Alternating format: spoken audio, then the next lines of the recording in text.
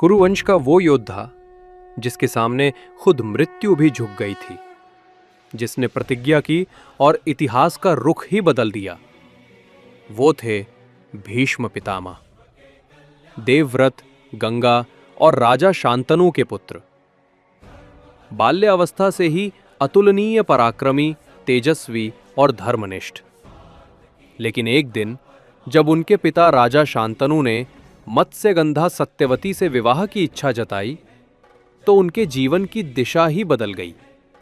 सत्यवती के पिता ने कहा, राजा शांतनु से विवाह तभी होगा जब सत्यवती का पुत्र हस्तिनापुर का राजा बनेगा।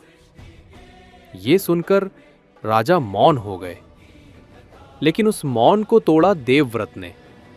उन्होंने घोषणा की, मैं आज से सिंहासन के सभी अधिकार त्यागता हूं और जीवन भर विवाह नहीं करूंगा। यह सुनकर पूरा दरबार स्तब्ध रह गया।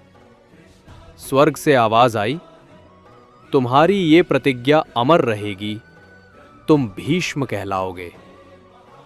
देवता स्वयं प्रकट हुए और बोले, हे भीष्म, तुम्हारी प्रतिज्ञा असाधारण है।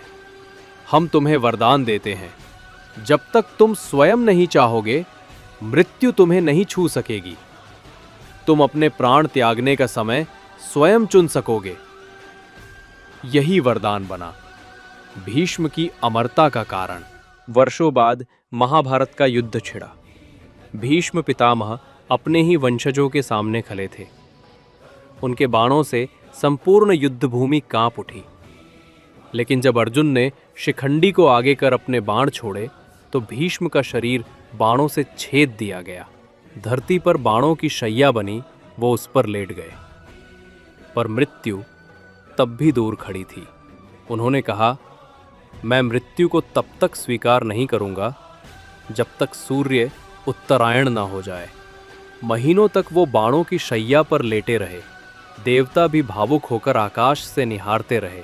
जब सूर्य उत्तरायण हुआ, तब भीष्म ने धीरे धीरे अपनी आंखें बंद की और कहा, मैं जा रहा हूं, पर धर्म सदा जीवित रहेगा।